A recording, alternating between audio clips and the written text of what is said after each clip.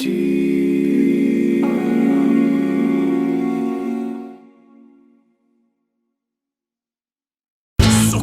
चुके हैं नौजवान महंगाई में जुबान सीधा कर ले हमारे पिलोट पर मांगा है पंछी का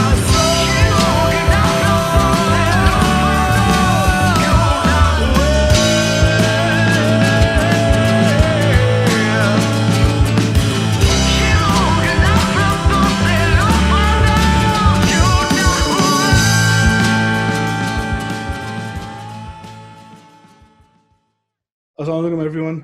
Welcome. This is TPR Pod, episode number 76. Hope everybody is doing well. बहुत अरसे पहले आपने शायद नोटिस किया हो कि हमने ट्वीट किया था इस बारे में कि we're hoping to get someone we're very eager to speak to on the podcast. और बहुत मसले हुए कराची डूब गया सब कुछ हो गया लेकिन finally we figured something out. Faraz Anwar is finally on the show. So Faraz Anwar, कैसे हैं आप? अस्सलाम वालेकुम. वालेकुम सलाम. Thank you very much once again for coming on the show. बहुत शुक्रिया आपका, आपने टाइम निकाला.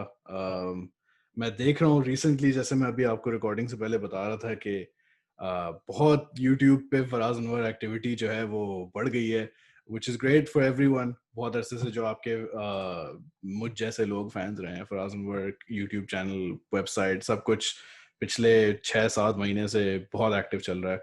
तो I think the first thing जो हम सबसे पूछ रहे होते हैं अभी रिसेंट जो दुनिया के हालात उसमें, हाउ आर यू डूइंग, ये कोरोना वायरस वगैरह की सिचुएशन में सब खैरियत है? How is everyone in the family? यार अल्लाह का शुक्र है कि मैं सेफ हूँ और ये टाइम बस घर में ही गुजरा. मैं वैसे भी कोई इतना ज्यादा सोशलाइज वैसे नहीं करता.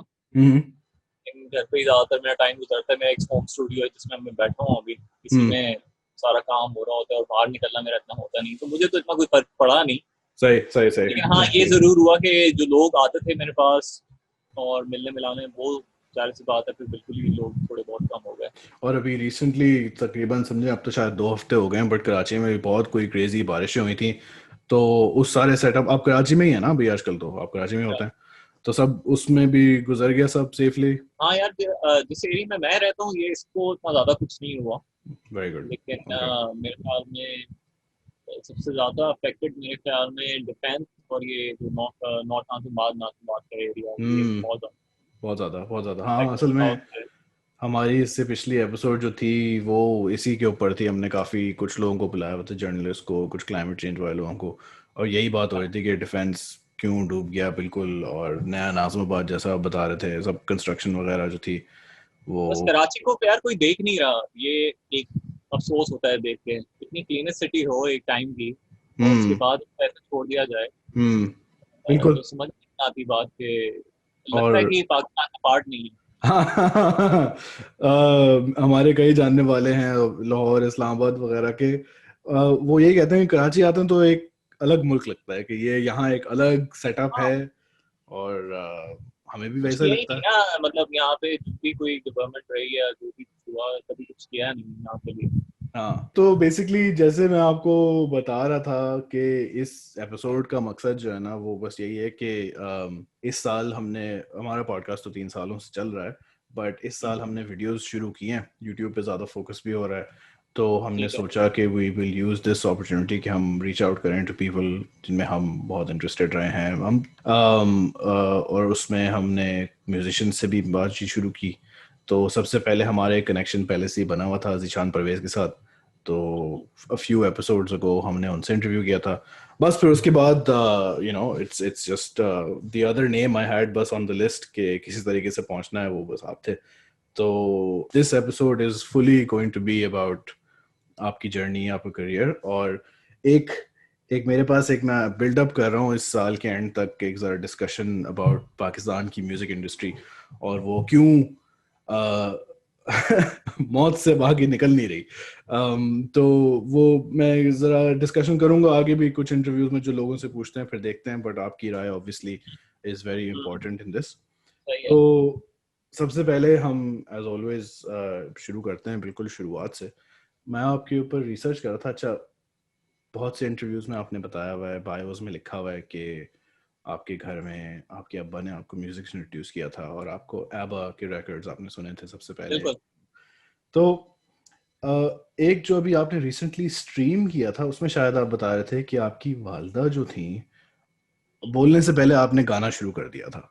तो आपकी हाँ हाँ। वालदा जो थी उन्होंने कहा कि अच्छा यहाँ शायद पोटेंशियल है वोकलिस्ट की तरफ। उन्होंने पीटीवी वगैरह में भी कोशिश की, उस्ताद भी लाए।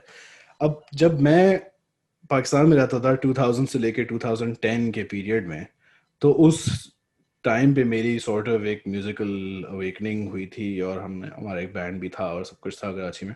तो ऑब्वियसली कराची में अगर आपका बैंड है तो आप फराज अनवर के नाम और काम को अवॉइड नहीं कर सकते, वो that is legend in the city. तो एक वीडियो थी, उसमें एक ईस्टर्न क्लासिकल टाइप म्यूजिक की महफिल थी, बहुत पुरानी सी वीडियो थी, और एक बच्चा था उसमें, और वो बच्चा जो था कुछ शदीद मतलब अलाप और राग चल रहे थे उसमें, और वो वीडियो लिखी हुई थी कि हाँ ये फराज अनवर थे बचपन में। क्या ऐसी कोई वीडियो है? क्योंकि मैंने बहुत ढूंढी और मुझे नहीं मिली। नहीं, मैं एक्चुअली इतना ये ज्यादा बता दिया आपने कि मैं अलाप और ये, लेकिन हाँ। ये है कि बेसिक जो सिंगिंग होती थी, क्योंकि मेरे जो टीचर आते थे वो ज्यादातर इंडियन म्यूजिक ही सिखाते थे। अच्छा, मैं क्योंकि सारा एक तरफ वेस्टर्न म्यूजिक सुन रहा था, फ्लॉयड हम्म अमेरिका और इस तरह की चीजें, रियो फीडबैक, हम्म। तो दूसरी साइड पे मुझे ये सीखना पड़ता था, क्योंकि हाँ। वो वेस्टर्न क्लासिकल सिखाने का या कोई वेस्टर्न म्यूजिक से कुछ भी सिखाने का वो था नहीं उस वक्त। तो बस वो जो करवाते थे गाने वो हम गा देते थे। तो मतलब ऐसी लेकिन ऐसी वीडियो है, वो आप ही थे? हो सकता है, हाँ, वो पॉसिबल मैं है। था, वो अच्छा। एक्चुअली किसी डॉक्यूमेंट्री में आग आग पे था, या पता नहीं इनमें से कोई चैनल था जिसने कोई राइट। डॉक्यूमेंट्री बनाई, अच्छा। और उसके अंदर फिर वो मेरी वालदा ने वीएचएस संभाल के रखी हुई थी, तो वो हाँ हाँ। वीएचएस पे जो है उन्होंने वो डाली थी उसमें। अच्छा, क्योंकि अभी मैं रिसर्च के लिए मैं सोच रहा था, क्योंकि अब मैं जब ये वीडियो बन जाएगी तो उसमें मैं फिर ना क्लिप्स वगैरह भी ऐड करूंगा। मैं कहा यार वो वाली क्लिप मिल जाए तो अच्छा, वो मुझे मिली नहीं रही। वो मैंने इतनी ढूंढी कि फिर मुझे लगने लगा कि नहीं यार शायद वो झूठ था किसी ने मुझे ऐसी हाँ दिखा दिया था। But I am glad to hear कि असल में भी ऐसी थी वीडियो। हाँ। तो लेकिन वो किया तो ईस्टर्न म्यूजिक, लेकिन वो उतना पैशनेटली नहीं किया, क्योंकि वो दिल से अच्छा नहीं लगता था। ऑब्वियसली, बिल्कुल बिल्कुल। मतलब वो ये है कि कुछ स्केल अच्छे लगते थे, तो वो स्केल जितने भी हैं वो नजर आ जाता है मेरी म्यूजिक के अंदर कि कितनी हम्म। सदियां हो गया। या बिल्कुल। अभी जैसे वो गाना पिया अभी रिलीज किया या एक दिन रिलीज किया, तो वो उसमें आपको हल्की हल्की झलक नजर आती है कि हाँ यार, इस बंदे ने थोड़ा बहुत तो कुछ सुना हुआ है। हाँ हाँ हाँ। और ऑब्वियसली गिटार सीखने में भी जब आप एक्सपैंड करते हैं अपनी ट्रेनिंग और ये स्केल्स और मोड्स वगैरह में जाते हैं, तो बहुत सारे हमारे ईस्टर्न इन्फ्लुएंसेस में भी फिर एंट्रेंस हो ही जाती है।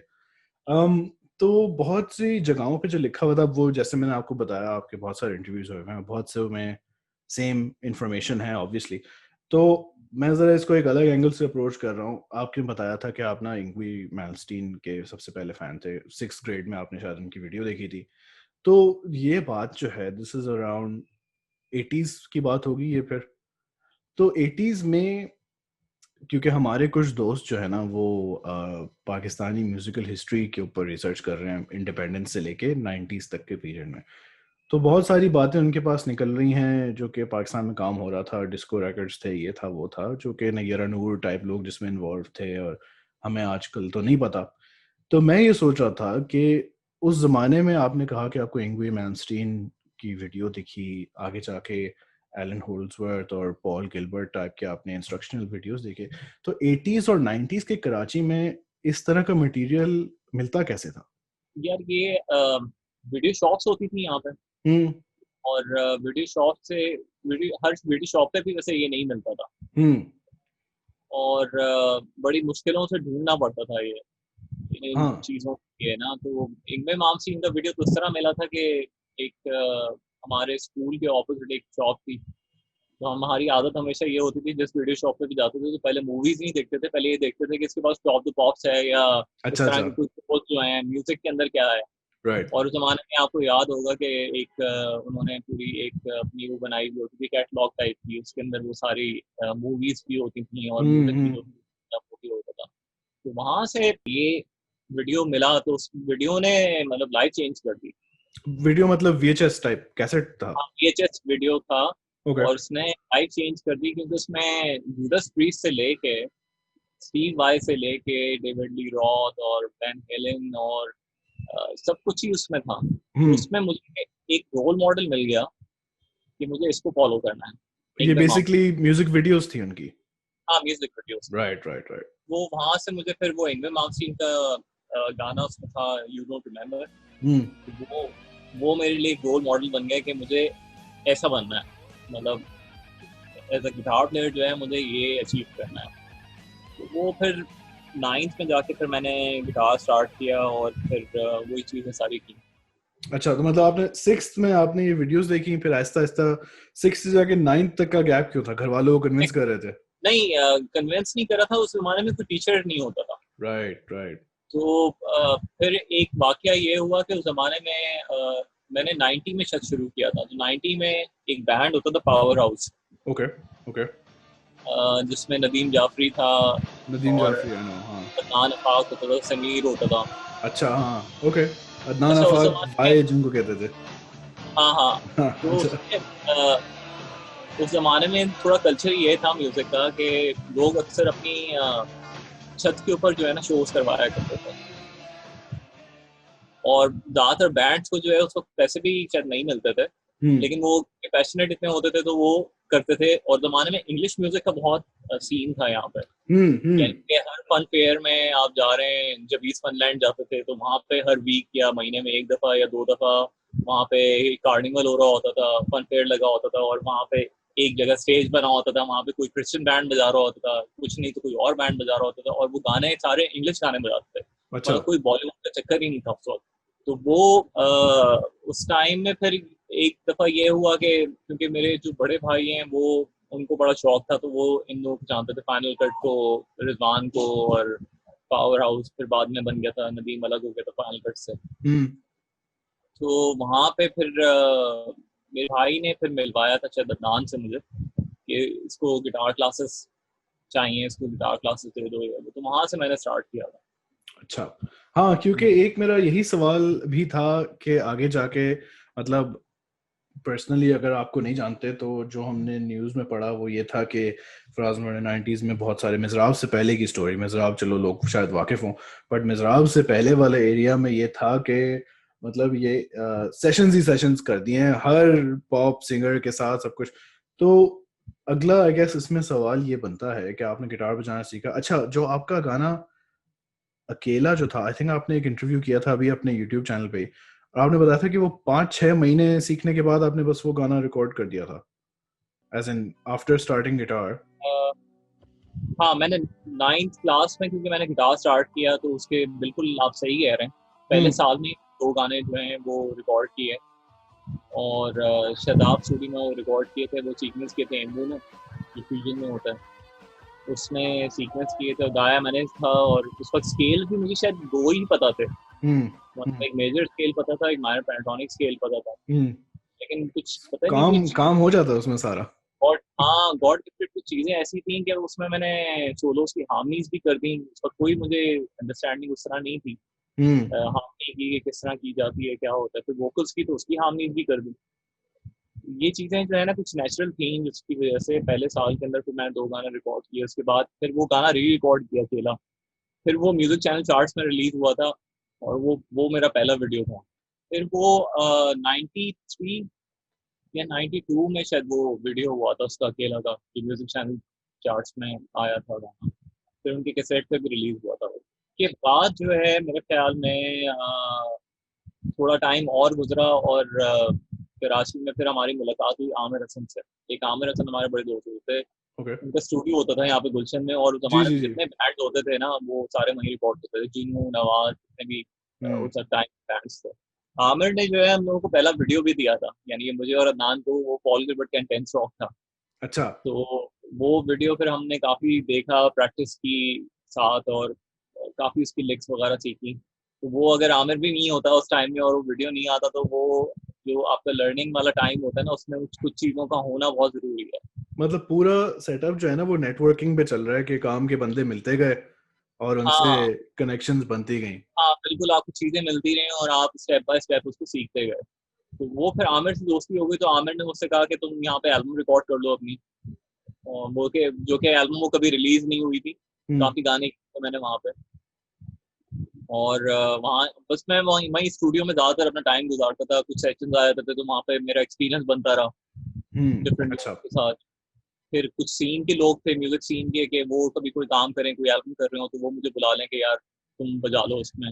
हाँ, जैसे आपने आई थिंक कोलाज की इस तरह आपने स्टोरी बताई थी कि हाँ, फिर कोलाज का भी वहीं से ही हुआ था, क्योंकि कोलाज की एल्बम रिकॉर्ड हो रही थी, तो मैंने इनकी सेशंस बजाए थे, तो फिर उन्होंने मुझे ऑफर किया कि तुम बैंड में आ जाओ, तो हमने बैंड में फिर बजाया, काफी थोड़े अर्सा बजाया फिर मैंने उसमें कोलाज में। तो इस ओके। तरह बस ये म्यूजिक का स्टार्ट जो है वो इस तरह हुआ, और चीजें स्टेप बाय स्टेप होती रही।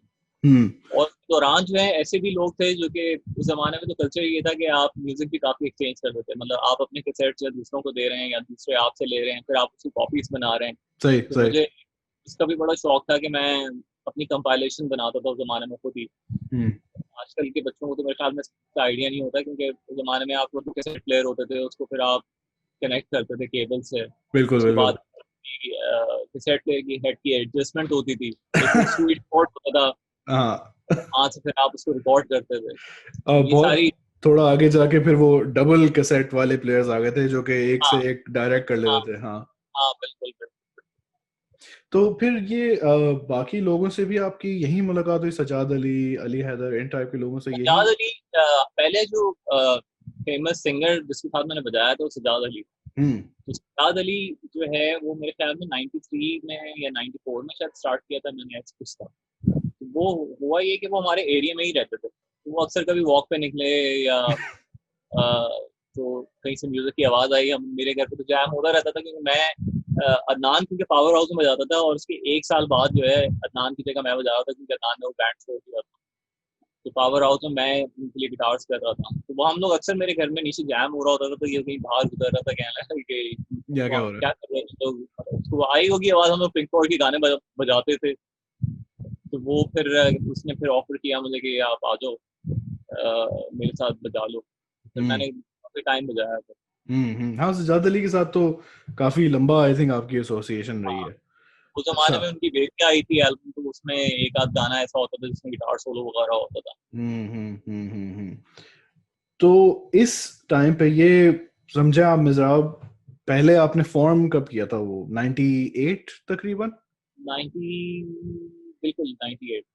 तो 90 से लेके 98 तक पाकिस्तान में मतलब म्यूजिक का, स्पेशली कराची में चलो, लेकिन ओवरऑल पाकिस्तान में कंपेयर टू आजकल म्यूजिक जो सीन था उसके क्या सिचुएशन थी? मतलब कॉन्सर्ट्स रेगुलरली हो, जैसे आप कार्निवल फन फेयर का बता रहे हैं, लार्ज असल स्केल में कॉन्सर्ट्स थे? वो शुरू में लेट 80s में और 90s के अंदर ये था कि इंग्लिश गानों का बड़ा रिवाज आ गया था, और लोग इंग्लिश गाने पसंद करते थे, यानी ये टॉप गन के डेंजर जोन हो गया या पिंक फ्लॉयड हम्म। का Fall हो गया, तो हम्म। ये लड़के लड़कियों को उस टाइम के पता होता था कि कौन सा गाना क्या है। फिर हमारे पास यहाँ पे इस तरह की शॉप्स भी होती थी जो पायरेसी तो करते थे, लेकिन उन्होंने एक फायदा ये किया कि उनकी वजह से हमने म्यूजिक काफी सुना और हम म्यूजिशियन बन गए। जी जैसे जी। एक सबसे पहले जो शॉप थी वो शालीमार सेंटर में यहाँ पे होती थी, गुड व्यू के नाम से। ओके। और मुझे अच्छी तरह याद है, मैं 5th या 6th क्लास में था, और मैंने शायद उससे भी, हाँ 5th क्लास में होगा, तो मैंने थ्रिलर खरीदी पहली एल्बम माइकल जैक्सन की। ओके। और उस जमाने में वो वाइनल मंगवाते थे बाहर से, और वो फिर कैसेट पे रिकॉर्ड करके दिया करते थे। तो इस तरह की 2-3 शॉप्स थी यहाँ पे, स्कैनर थी, वर्जन थी, ऑफ बीट भी होती थी डिफेंस में, जहाँ से आपको एक म्यूजिक मिला करता था। तो लोग वैसे उस जमाने का जमाना जो है म्यूजिक के लिए बहुत अच्छा था, कि लोग बड़े अवेयर थे और अच्छा म्यूजिक सुनते थे बनस्बत अब के। हाँ हाँ।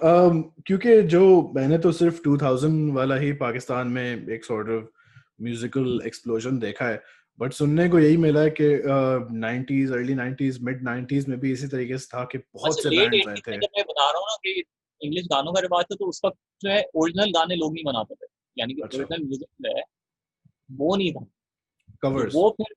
वो फिर शुरू हुआ कोई अर्ली 90s में, 93 94 इस तरह, इस टाइम के अंदर लोगों ने फिर सोलो सिंगर्स ने और बैंड्स ने फिर अपने गाने बनाने शुरू किए।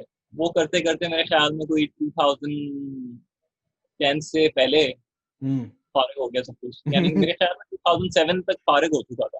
तो अच्छा, तो ये सेशंस वगैरह आपने किए, तो ये एक तरीके से आपकी एक स्टेबल करियर उस वक्त चल रहा था, मतलब आपकी हाँ स्टेबल बिल्कुल। इनकम, सब कुछ नॉर्मल था।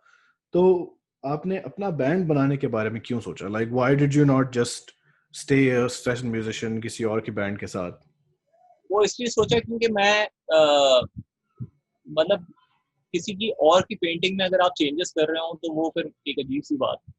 अब कैनवस आपका अपना होना चाहिए, कलर्स भी आपके अपने होने चाहिए और आप खुद उसको जो आपके दिमाग में पिक्चर है आप वो पेंट करें। सही सही सही सही। उसकी उसकी खुशी ज़्यादा इसलिए होती है कि क्योंकि आपकी मेहनत होती है, आपका काम होता है, या कोई आपको कोई अप्रिशिएट करता है या कोई सुनता है आपका म्यूजिक, तो आपको उसकी खुशी होती है। एक चीज़ ये भी होती है कि सिंगर जो है वो यूजुअली म्यूजिशियंस को इतना ज़्यादा सही तरह ट्रीट नहीं कर रहे होते। इवन कि आपके अगर बहुत क्लोजेस्ट दोस्त भी होगा ना तो वो किसी पॉइंट पे जाके हाँ। आपकी बात जो है ना वो खराब हो जाती है। वो इसलिए हो जाती है क्योंकि वो उस टाइम में क्योंकि मशहूर होता है तो वो अपने आप को समझ रहा होता है कि मैं सारी जिंदगी ऐसी चल रहा हूँ, लेकिन ये नहीं सोचते कि एक टाइम जो है वो कहते हैं ना हर उरूज को जब ज़वाल है, तो वो भी एक बात है। तो वो आदमी को हमेशा अपने अंदर रखनी चाहिए कि अब फिर ये हुआ कि फिर मैंने ये सोचा कि ये तो मामला इस तरह चलता रहेगा, तो ये है कि फिर अपना म्यूजिक, और मुझे अपना म्यूजिक बनाने का बहुत शौक था, तो वो फिर मिज़राब फिर इस तरह बना के जब अपना म्यूजिक का शौक हुआ कि नहीं यार अपनी आइडेंटिटी अलग होनी चाहिए और मतलब लोग ये ना कहें कि ये फलाने बैंड का गिटारिस्ट है, ये इसका है या सजाद अली का गिटारिस्ट है, तो उससे बेहतर ये है कि आप जो है खुद अपने लिए कुछ करें। क्योंकि म्यूजिशियंस का हाल भी एंड में यही होता है कि जब वो अपने लिए कुछ नहीं करते तो फिर किसी ने क्या करना है। अब यहाँ पे म्यूजिशियंस जब भी आप देखें तो पूरी जिंदगी वो एक ऑफिस जॉब की तरह गुजार देते हैं। मे भी हो सकता है कि उनसे म्यूजिक ना बनता हो, या मे भी हो सकता है कि उनके लिए वो कहते हो कि यार हमें पैसे ही कमाने आए थे जी। तो मेरा तो शुरू दिन से ये था कि मेरा ये नहीं था कि मुझे पैसे कमाने या फेमस होना है या कुछ भी, मेरा ये था कि भाई इंग्लैंड मास टीम की तरह बजाना है। सही। तो और ये आपको शायद अपॉर्चुनिटी नहीं मिल रही थी सेशन में? हाँ मुझे मतलब अब जाहिर सी बात है सारे गानों में तो गिटार्स होते नहीं थे, और वो उसमें शादी ब्याह के गाने भी हैं, उसमें ये भी है, उसमें वो भी है, तो वो कहाँ चलता है। बिल्कुल। मैं घर में सुन रहा हूँ मिस्टर बिग और बचपन से जो म्यूजिक सुना हुआ है, तो और इंटेंस रॉक से आपने पॉल गिलबर्ट के सीखा हुआ है, तो आप वो चीजें अप्लाई कहाँ करेंगे। मतलब वो आपको फिर अपना ही एक पेंटिंग बनानी पड़ेगी ना, वही जो बात आ जाती है एंड में, आप कितना कर पाएंगे। मतलब आप लोगों को सुना नहीं पा रहे हैं, आपके अंदर जो है वो दूसरों के साथ नहीं हो सकता। म्यूजिक आप करते हैं ना, आपको जब तक वो दिल को टच नहीं कर रहा ना, तो जब तक वो म्यूजिक करना आपका बेकार है। अगर आप किसी कॉम्पिटिशन के अंदर हैं या आप कोई और चीज कर रहे हैं या म्यूजिक को आप एज अ कॉम्पिटिशन ले रहे हैं, तो उसको कोई फायदा नहीं है अगर आप जब तक फील नहीं करते। वैसे फील करना बहुत जरूरी है, क्योंकि मैं बचपन से जो म्यूजिक सुनता था ना, चाहे वो रिचर्ड मार्क्स हो, या मैं सुनता इसलिए था क्योंकि मेरे दिल को टच करता था, मुझे अच्छा लगता था वो अंदर से। मतलब किसी पॉइंट पे जाके आपको गूज बम्प्स दे रहा है तो उसका मतलब है कि आप वो फील कर रहे हैं। अभी मैं एक वीडियो देख रहा था डेविन टाउनसेंड का, उसकी एक लाइव परफॉर्मेंस दिखा रहे थे, तो मैं देख के बड़ा हैरान हुआ। उन्होंने कैमरे का एंगल ऐसा बनाया था कि उसके रोंगटे खड़े हुए हुए थे और वो गा रहा था उसको। तो वो बंदा कितना कोई फील कर रहा है कि जब वो ऑन स्टेज है अपने गाने को, मतलब वो कितना एंजॉय कर रहा है उस चीज। तो ये पाकिस्तान में आप किसी भी आर्टिस्ट से पूछेंगे तो कभी भी इस तरह नहीं होगा, उसके लिए आपको बहुत सच्चा होना पड़ता है। और अच्छा, तो इस बात पे भी हम जरा आते हैं। बट अच्छा 98 में फिर आपने मिज़राब शुरू किया। काफी अच्छा, मैंने काफी डिटेल में वो आपने बताया हुआ है कई इंटरव्यूज में कि एक पहली एल्बम आप लोगों ने रिकॉर्ड की, बट आप उसकी रिकॉर्डिंग से खुश नहीं थे एंड वो हो गई रिलीज, बट शायद आप उस स्टेट में रिलीज नहीं करना चाहते। तो उस रिकॉर्डिंग के साथ इश्यूज क्या थे? यार मामला ये था कि हम लोग थे सारे मिडिल क्लास फैमिली से, खालिद था मेरे साथ, मैं था। अब मसला ये था कि किसी ने हमें कहा कि हम आपको रिकॉर्ड डील दिलवाते हैं, एक कोई रिकॉर्ड डील दिलवाते हैं जिसमें आपको रिकॉर्डिंग कॉस्ट जो है वो बच जाएगी और आपकी एल्बम रिलीज हो जाएगी। लेकिन वो फिर हुआ ये कि जब वो एल्बम की साउंड आ नहीं रही थी, क्योंकि हम वो एक्सपेरिमेंटल टाइप की एल्बम करना चाहते थे जिसमें ड्रम्स हो। अब उस एल्बम के अंदर ड्रम्स की बहुत कमी थी, वो साउंड आ नहीं पा रहा था, जो लो एंड था ना वो था नहीं। तो वो इस वजह से वो फिर जबरदस्ती ही रिलीज हो गई, क्योंकि हमारी डील उनसे हुई हुई थी, वो कर दी थी एक चीज, तो उन्होंने वो खुद ही रिलीज कर दी उसको, खुद ही आर्ट कवर उन्होंने बनाया और वो रिलीज कर दी। लेकिन मेरा उसमें कोई भी वो नहीं था कि मैं उसको रिलीज, बाद में फिर वही गाने फिर मैंने बाद में भी किए, पंछी वगैरह, तो वो तरह मैं चाहता था, फिर मैंने उस तरह किया। तो उस जमाने में पाकिस्तान में मतलब इस तरह रिकॉर्ड लेबल्स थी जो कि आपको रिकॉर्डिंग कॉस्ट फ्रंट करें, रिलीज करें? वो एक्चुअली रिकॉर्ड लेबल्स नहीं थे, वो एक्चुअली थे जो पायरेसी करते थे। अच्छा। जैसे सदफ हो गया या सोनिक हो हाँ गया, हाँ हाँ हाँ। इस तरह के जो लेबल से ये बेसिकली इंडियन गाने, फिल्मों के गाने होते थे, वो ये पायरेसी करते थे उसकी।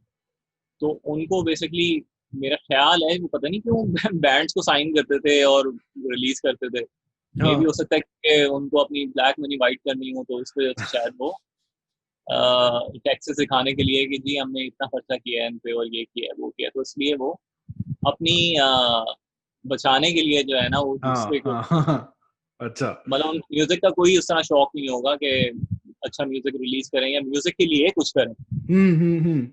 क्योंकि अभी जब हम थोड़ा आगे जाके और यही यही है ना, ये चैनल्स ने भी यही किया कि उन्होंने म्यूजिक के लिए नहीं किया, उन्होंने इसलिए किया कि उनके पैसे बन जाए। बड़ी बड़ी उन्होंने अवार्ड सेरेमनीज कराई, पता नहीं कितने लाखों लाखों रुपए की, और आर्टिस्ट को पे नहीं करते थे, किसी इंटरव्यू का कुछ नहीं देते थे, कोई रॉयल्टी नहीं देते थे वीडियो चलाने के लिए। जब उनसे रॉयल्टी मांगो तो वो कहते थे कि जी हम आपको प्रमोट कर रहे हैं। तो 2000 में जब एक साथ बहुत सारे चैनल्स का एक्सप्लोजन हुआ, इंडस म्यूजिक आया, बाद में जियो वालों ने आग निकाला, ये हुआ वो हुआ, तो पाकिस्तान में एक बहुत बड़ा बूम आया म्यूजिक सीन में। अब इस टाइम तक 2-3 साल हो गए मिज़राब को एक्टिव। तो आपने तो ये अब आप अपनी नज़रों के सामने एक दूसरा मेजर इवेंट देख रहे हैं पाकिस्तानी म्यूजिक सीन का। तो 2000 से जो 2005-6 का जो पीरियड था उसका क्या माहौल था? उसमें ये माहौल था कि ये जरूर हमें शोज पर बुलाते थे, जो टीवी चैनल्स के शोज होते थे और एक सारी चीजें होती थी। और एक टाइम में ये भी हुआ कि जो वैसे जो लोग शोज कराते थे, जो प्रमोटर्स होते थे यहाँ पे, उनके शोज भी टीवी चैनल्स ने ले लिए, क्योंकि वो उनको यही कहते थे कि हम आपको शो लाइव चलाएंगे, स्पॉन्सर्स भी मिल रहे होते थे उनको।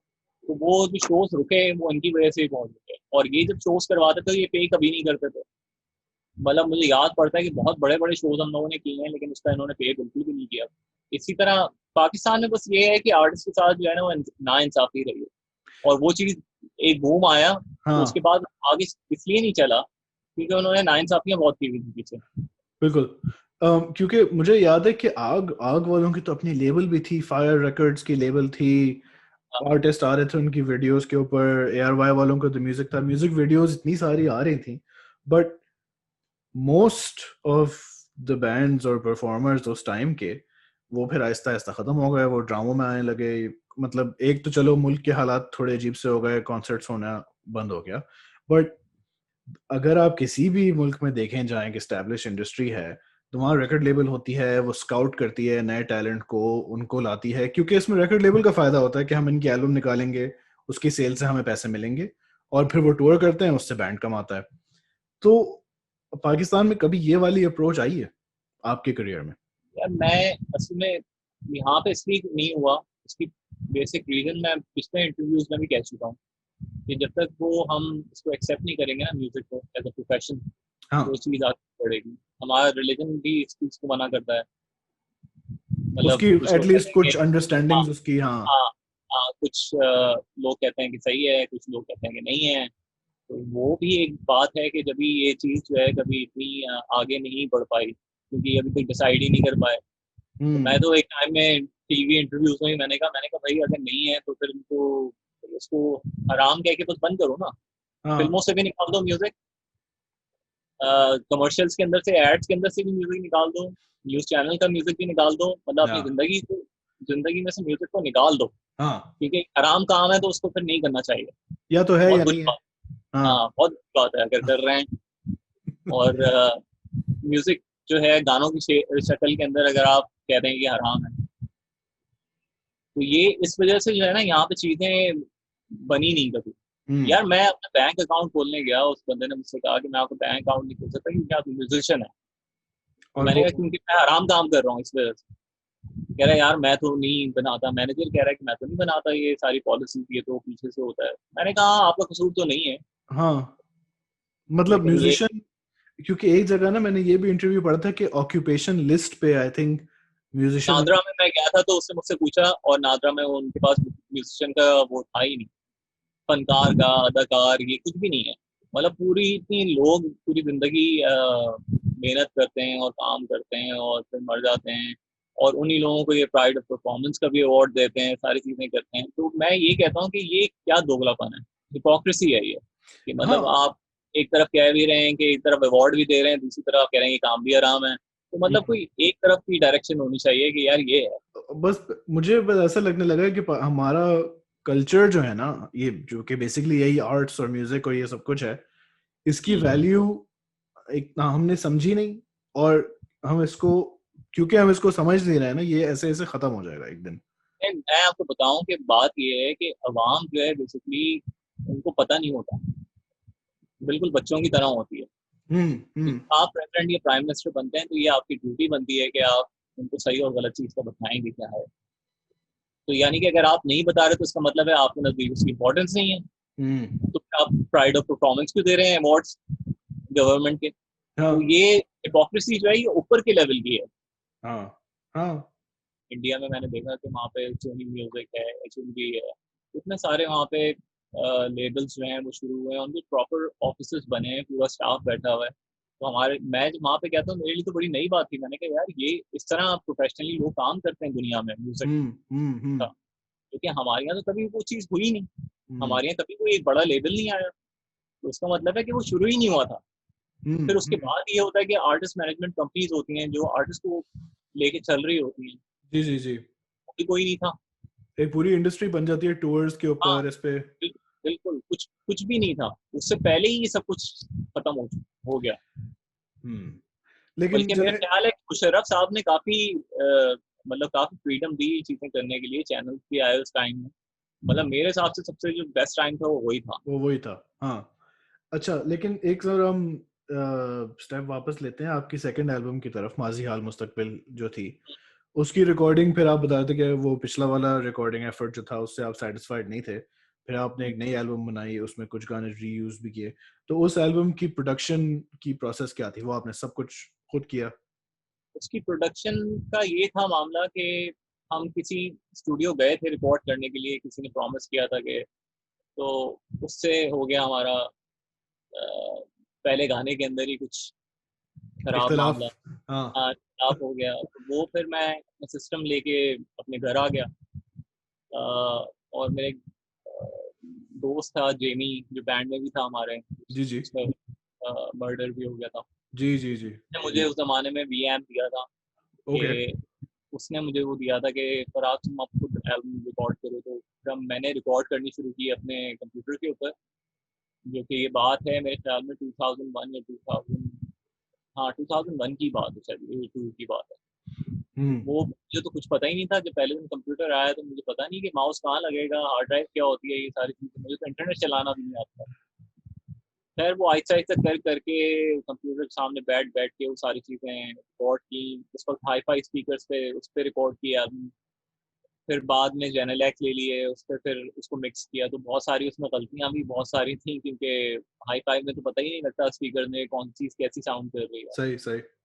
तो फिर जेनी ने भी बहुत हेल्प की उस एल्बम को मिक्सिंग और मास्टरिंग में। और वो हमने क्रिएटिव का एक साउंड कार्ड आता था बहुत सस्ता, प्लैटिनम, उस पर वो रिकॉर्ड की थी हमने। और उस वक्त शायद रैम सिस्टम की थी कोई 256 MB। एमबी? अच्छा। एमबी। उससे भी पूरी एल्बम रिकॉर्ड की थी। और माइक हमारे पास नहीं था, तो माइक मैंने एक नवेद होते हैं यहाँ पे, ऑडियो लिंक के नाम से साउंड वगैरह करते हैं, उनसे बिल्कुल मैं बिल्कुल। SM58 लिया करता था वोकल्स करने के लिए। श्योर हाँ। और वोकल्स हमने इस तरह रिकॉर्ड किए थे कि वीएम के अंदर एक क्लीन प्रीएम्प दिया हुआ है वीएम के अंदर, तो उसके थ्रू जो है हमने वोकल्स रिकॉर्ड किए थे। वीएम्प ने मतलब पूरी पूरी हाँ एल्बम वीएम्प ने उससे बनवाई? उससे हुआ था। और बेस भी आपने खुद बजाई है? बेस के लिए खालिद थे? बेस पहले उसमें सीक्वेंस थी, फिर खालिद ने मुझसे कहा कि यार मुझे बजानी है, तो फिर मैंने उससे फिर बेस गिटार उससे बजवाया था। बाकी सारी चीज़ें जो कीबोर्ड्स और गिटार से सारे मैंने किए थे। और ड्रम्स भी सीक्वेंस थे? हाँ ड्रम सारे सीक्वेंस मैंने किए थे। मिक्स भी कुछ ट्रैक्स किए थे उस एल्बम में, याद नहीं मुझे कौन से थे, पंछी तो एक था उसमें। बस इस तरह वो एल्बम जो है वो रिकॉर्ड हुई। उसके बाद फिर हम देखने निकले कि इस एल्बम को रिलीज कर दे। तो वो रिलीज कोई नहीं कर रहा था, सबने मना कर हाँ दिया कि उस जमाने में लोग शादी ब्याह के गाने चाहिए होते थे, और अभी भी शायद यही मॉल होगा, पता नहीं, अब तो लेबल्स है नहीं। नहीं तो मतलब उस वक्त तो ये इतने सारे बैंड्स जो आ रहे थे बी वगैरह टाइप के, थोड़ा बहुत रॉक मेटल की अवेयरनेस अवाम में तो हाँ, थी। हमारा म्यूजिक उनको हजम नहीं होता था, पता नहीं क्यों। अच्छा। तो हाँ, तो वो फिर एक दिन पता नहीं हम कहाँ पे थे, नापा में थे, हम्म हिंदू जिमखाना था उस जमाने में, नापा तो नहीं था, तो वहां पे शायद थे हम लोग, तो खालिद सदफ कहीं हमारे ड्रमर को नजर आ गया, इरफान को, तो इरफान फिर गया, उसके बाद जाके बात की, तो उस वक्त पता नहीं उसकी बात समझ में आ गई, उसने कहा अच्छा आ जाओ तुम लोगों के एल्बम में रिलीज करता हूँ ये वो। अच्छा। तो उस एल्बम से भी हमें कुछ मिला नहीं, बस हम्म वो एक वीडियो जो है वो दिया था, कितनी सदियां, वो हमने उस गाने से लॉन्च किया एल्बम, और वो चल गया एल्बम। उसके बाद फिर वो खालिद सदफ कहने लगा खुद ही कि यार तुम लोग की एल्बम तो बिक रही है। हाँ, क्योंकि मैंने सुना था कि ऐसे भी थे, कोई इंस्टेंसेस थे कि दुकान वाले लोग कह रहे थे आपके पास भाई इनको आके बता दो कि अभी तक एल्बम रिलीज नहीं हुई है, रोज आके मुझसे पूछ रहे हैं लोग कि एल्बम कब हाँ, आएगी वो कब आएगी। एल्बम की पायरेसी भी होनी शुरू हो गई थी, एक कोई खड्डा मार्केट में कोई शॉप थी उसने रखी हुई थी, तो जेमी ने एक दिन आके बताया कि यार तो पायरेसी कर रहा है इसकी, और वहां पे गए तो सारी एल्बम छुपा दी, बात करने के लिए जब गए, तो वो बेच रहा था वहां पे, काफी लोगों ने वहां पे एल्बम खरीदी। मतलब रिलीज से पहले? हाँ, रिलीज जब हो गई थी उसके बाद शायद, अच्छा अच्छा। क्योंकि उस जमाने में वो हल्का फुल्का कल्चर वो वाला चल रहा था ना, जो पायरेसी करते थे इंग्लिश म्यूजिक की, तो उन्होंने कहा कि जी हम आपको अच्छी वाली क्वालिटी देंगे लोगों को, ये बता के जो है अच्छा। वो बेचना शुरू हो गया। और उसमें कहीं मैं पढ़ रहा था, उसमें लिखा हुआ था मतलब full sold out 30,000 type sales हुई थी इस एल्बम की। हाँ, उस जमाने में मिनिमम एल्बम जो है वो 25,000 से रिलीज होती थी, ओके। तो वो हमारी रिलीज हुई, उसके बाद तो वो सारी बिक गई जो ज्वेल केस में आती थी। उसके बाद फिर उन्होंने वो जो कार्ड वाली जैकेट्स होती है ना, वो बना के उसमें फिर दोबारा इन्होंने दोबारा उसको शॉप से डिस्ट्रीब्यूट किया, हम्म और उसके बाद जब वो लेवल खत्म हो गया, जब वहाँ पे पुलिस से रेड मारा और सारी चीजें खत्म हो गई, तो वो उन्होंने क्या किया, उस एल्बम को हर जगह बेचना शुरू कर दिया, और उसकी कोई रॉयल्टी नहीं मिलती, कोई कुछ नहीं है, और ये वही आदमी है जो कह रहा था कि तुम्हारी एल्बम तो कोई सुनेगा नहीं। पैसों के टाइम पे सब बातें बदल लेते हैं। आपने फिर इसकी वीडियोस भी बनाई काफी सारी, कितनी सदियों से तो लॉन्च हुई थी, बट इंसान की थी, इजहार की थी, हाँ तो हाँ, इसमें वो भी स्ट्रगल्स थी कुछ चैनल्स पे लाने के लिए? कुछ लोगों ने शुरू में बड़ा साथ भी दिया, उसमें से एक नासिर करानी थे, वो किसी एजेंसी, एड एजेंसी के लिए काम करते थे, तो उनको शौक हुआ कि लिंकिन पार्क जैसा कोई वीडियो करना हाँ चाहिए, हाँ हाँ हाँ। वो एक फिर उसने कहा कि मैं तुम लोगों का एक एनिमेटेड टाइप का वीडियो भी करता हूँ, ग्रीन स्क्रीन पे करेंगे, मैंने कहा ठीक है। तो मेरी तरह शायद पहले रिलीज हुआ था, नहीं पहला वीडियो इंसान रिलीज हुआ था, लेकिन शूट पहले मेरी तरह हुआ था, ओके। वो हुआ, उसके बाद फिर इंसान हुआ, जो इंसान हुआ तो हमारे गिटार चल गए उसमें, वो सारी चीजें हो गई, तो हमारा हाँ स्टार्ट इस तरह हुआ था कि पहले वीडियो में ही आपको सामान जल जाए तो वो आप क्या करें आप। तो मतलब वो तो वाकई में जले थे गिटार? हाँ हाँ, मेरा गिटार तो चल गया था उसमें, एक हमारे ड्रमर का गिटार चला, जेमी का गिटार चला उसमें, लेकिन उसकी ड्रम किट बच गई।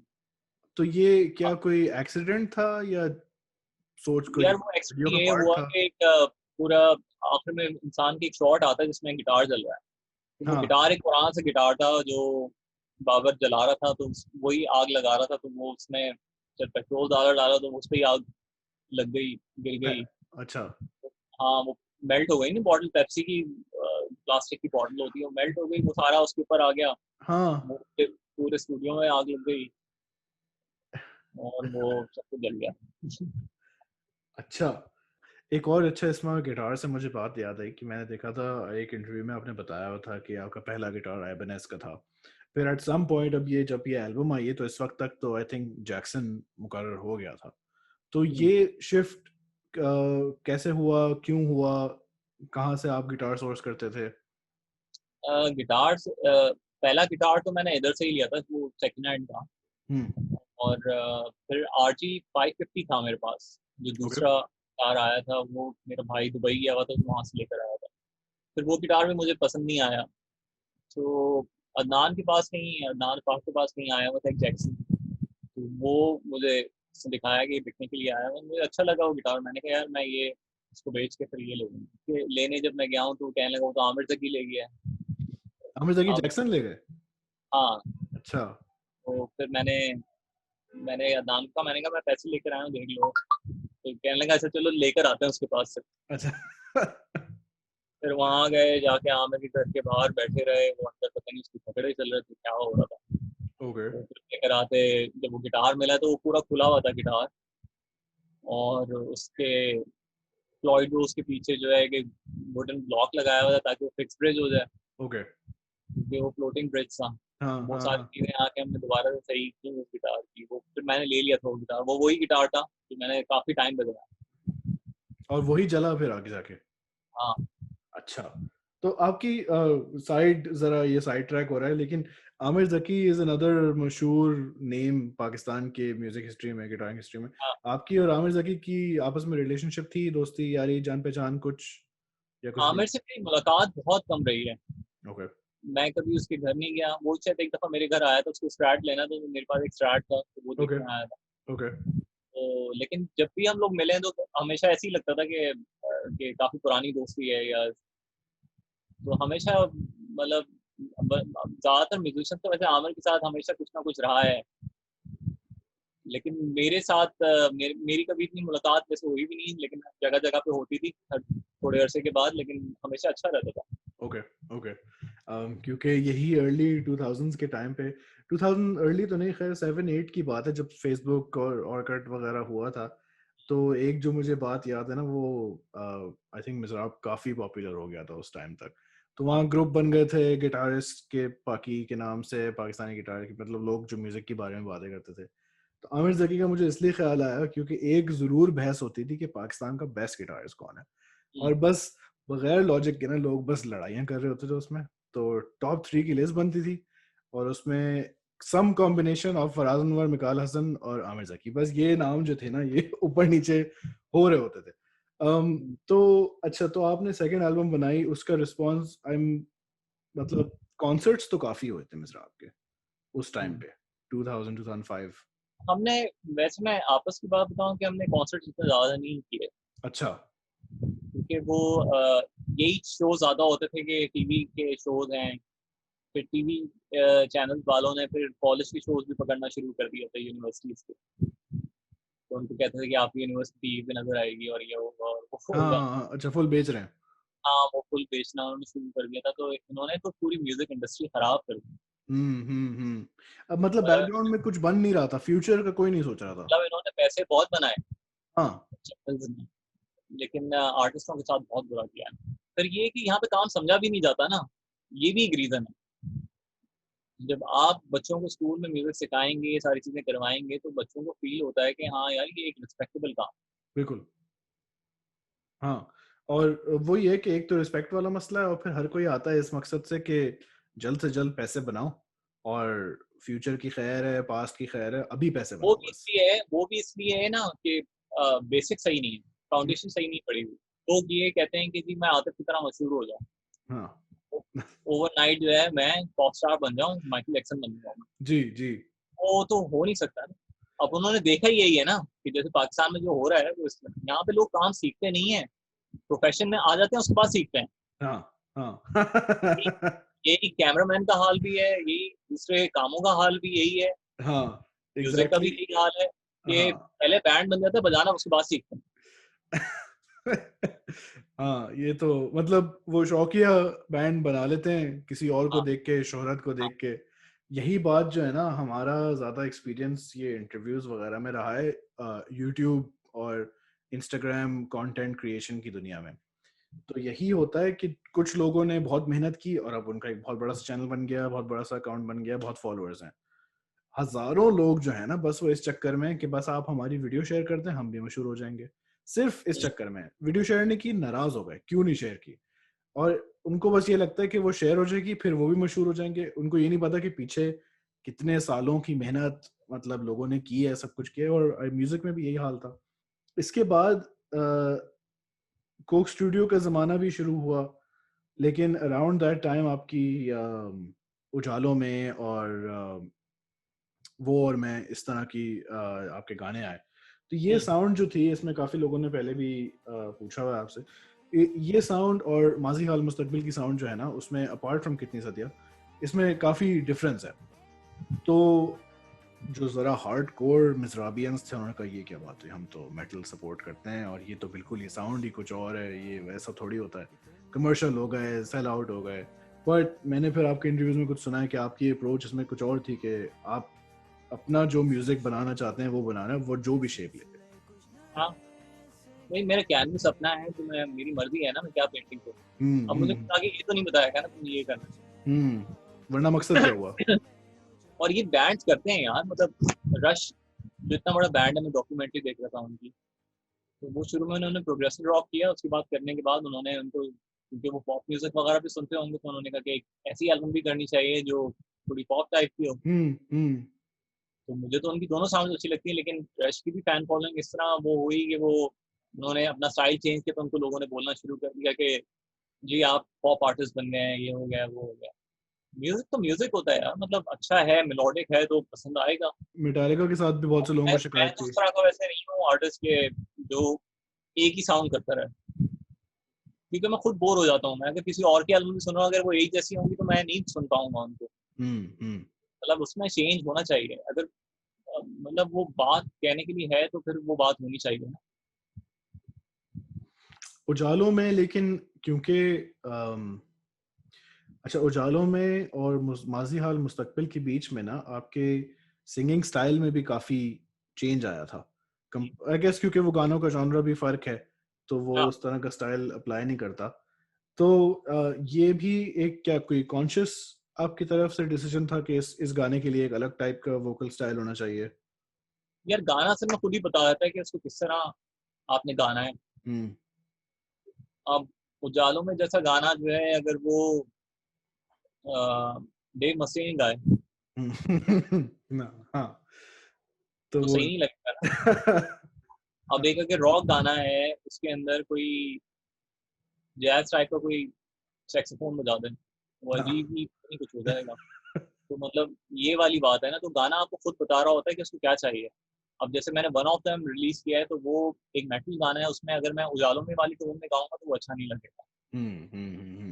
हर गाने की रिक्वायरमेंट जो है वो अलग होती है, और मेरा जिस तरह का म्यूजिक है, क्योंकि वो इतना बड़ा कैनवस है कि उसमें हर चीज ही है, तो इस यही रीजन है कि मुझे सिंगर भी कभी ऐसे नहीं मिलते कि वो हर तरह गा रहे हो, अलग स्टाइल गा सके। अलग अलग स्टाइल में गा रहे हो।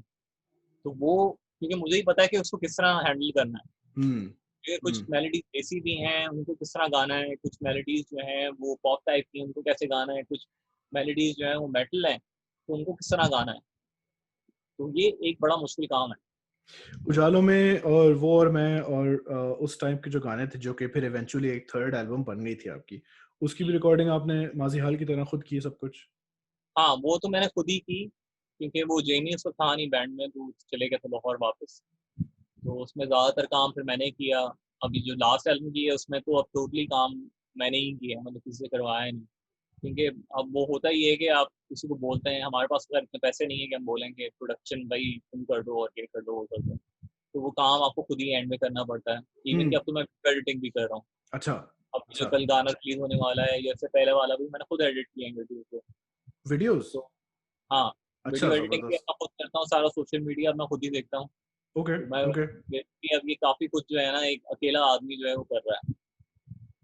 अच्छा, और लेकिन इसमें फिर हैरानी की बात ये है कि प्रोडक्शन टू प्रोडक्शन क्वालिटी बेहतर होती जा रही है आपके, एटलीस्ट ऑडियो क्वालिटी, फिडेलिटी जो थी उजालों में वाली और हर वो चीज में। जो है ना वो प्रैक्टिस मांगती है।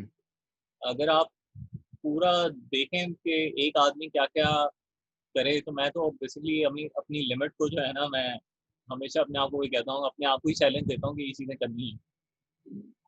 और क्योंकि और कोई है भी नहीं ना, अगर मैं नहीं करूंगा तो फिर कौन करेगा। फिर नहीं होगा और काम। अगर आप नहीं करेंगे तो आप फिर अपना म्यूजिक लोगों को कैसे सुनाएंगे, या वो जो प्रेजेंटेशन होती है आप वो कैसे देंगे। और टाइम में हमने बहुत लोगों को ट्राई किया, वीडियो एडिटर्स को भी लिया, डायरेक्टर्स को भी लिया और ट्राई किया, तभी वो बात बनती नहीं है। उनको समझ में नहीं आ रहा होता कि ये किस तरह है। अब अमेरिका तो है नहीं ना कि जिसमें अगर एक कोई डायरेक्टर है वो मेटल वीडियोज ही करता है तो उसको अंदाजा रहे कि यार ये इस तरह होगा। यहाँ पे मामला नहीं है। और बस ये यार ये यही है कि वन मैन आर्मी वाला चक्कर है, आपको हर चीज खुद ही करनी है। हाँ, क्योंकि वरना कोई और चारा नहीं है। हाँ, और कोई इशारा नहीं है। मतलब मैंने ये भी पता नहीं अल्लाह की तरफ से हुआ कि शुरू से मैंने अपने आप को एज अ गिटार प्लेयर कभी नहीं सुना देखा। मुझे शौक था इंग्लिश मार्क्स में जाने के लिए, लेकिन उसके साथ मैंने वो थोड़ा सा हम लोग मिस कर गए। शुरू में एक टाइम में मैंने जब गिटार स्टार्ट किया था तो मैंने एक 4 ट्रैक रिकॉर्डर भी लिया था। अच्छा। डेमोस बनाने के लिए, जो कैसेट अच्छा। रिकॉर्डर था। हाँ हाँ। और उसके साथ साथ मैंने एक ड्रम मशीन ली थी एलिसिस की SR16। ओके। तो मेरे पास जो 4 ट्रैक्स थे उस पर मैं डेमोस बनाया करता था अपने, यानी कि ड्रम सीक्वेंस करता था, वो उसमें रिकॉर्ड करता था, फिर उससे बाउंस भी होते थे ट्रैक्स, वो भी सही करते सही। थे। अच्छा। तो इस तरह करके जो है वो डेमोस बनाने का मुझे शुरू से शौक था कि मैं अपना म्यूजिक बनाऊं, क्योंकि मैं म्यूजिक एंजॉय करता था। मतलब सोलोस भी एंजॉय करता था, लेकिन जो ओवरऑल म्यूजिक है, गाने की मेलोडी हो गई, सिंगर हो गया, ड्रम्स हो गए, बेस गिटार हो गया, ये चीजें भी तो सुनता है ना आदमी। अब एक पूरी गाना था स्टीवी विनवुड का, तो स्टीवी विनवुड का एक गाना था वैलेरी। ओके। अक्सर वो सुनाई भी देता है बाहर कहीं हो ना, तो काफी मशहूर भी हुआ था गाना। उसमें कीबोर्ड सोलो था, वो मुझे बड़ा अच्छा लगता था। अब एक गिटार प्लेयर है, कीबोर्ड सोलो से कोई ताल्लुक नहीं, लेकिन वो मुझे अच्छा लगता था, इसलिए मुझे नेचुरली था कि ये चीजें जो है बाद में मैंने की, वो मेरे ख्याल में मेरे अंदर थी वो चीजें, और वो टाइम के साथ साथ मैं सीखता चले गया। तो जैसे अभी मैंने गाना किया था पाकिस्तानी हूँ। हाँ, वो गाना ऑनेस्टली मुझे बहुत ज्यादा पसंद आया था, अच्छा। क्योंकि एक उसमें ना यूजुअली जब हमारे इस तरह के पेट्रियाटिक टाइप गाने आते हैं तो तारीफें कर रहे उसमें होते हैं। तारीफें होती हैं, F-16 उड़ रहे हैं, ये हो रहा है, वो हो रहा है, बट 14 अगस्त के अलावा किसी दिन पाकिस्तान में वो माहौल नहीं होता। तो हाँ, वो कोई रियलिटी लगती ही नहीं कि भाई झंडे उड़ रहे हैं वगैरह, सब खुश हैं। मुझे तो बचपन से ये चीजें इतनी कोई अजीब लगती हैं हाँ, कि मुल्क के हालात किए हुए में, और बुरा हो रहा है यहाँ पे लोगों के साथ, मतलब देख लें अभी और कराची में आप क्या जो हुआ है है। वो खुशियां मना रहे हैं कि मतलब क्या हाँ। उन खुश हो रहे हैं कि जो लोगों के हालात हैं, किस चीज पे खुश हो रहे हैं? मतलब हमने क्या अचीव किया हम्म। कि मतलब एक जो बिल्कुल नॉर्मल आदमी रह रहा है यहाँ पे, उसके लिए आपने क्या अच्छा किया? मतलब एक डिप्रेसिंग सा ख्याल है, लेकिन सच है। हाँ, सच है, लेकिन इसमें कोई बोलता नहीं है। ये पीटीवी की तरह मॉल बनाया हुआ है कि आप हर चीज सेंसर हो जाए, कि मतलब आपको अच्छी चीजें ही बोलनी है। 14 अगस्त पे आप आए हैं तो आपने अच्छी अच्छी बातें करनी है। मुझे एक दिन पीटीवी ने 2 दफा बुलाया था कि गाना करें, और हमेशा मैंने काफी वैसे अलग ही किया। हमेशा एक सारी शामें किया था, एक शाम सवेरे किया था। तो ओके। एक शो में कोई उन्होंने खड़ा कर दिया मुझे कि आप, अब हर आर्टिस्ट ने जो है ना पाकिस्तान के बारे में कुछ बोलना है, तो उन्होंने मुझे भी खड़ा कर दिया कि आप जो है मतलब हाँ। बताएं पाकिस्तान के बारे में। हम्म। मैंने कहा मैं कुछ भी नहीं बोल रहा।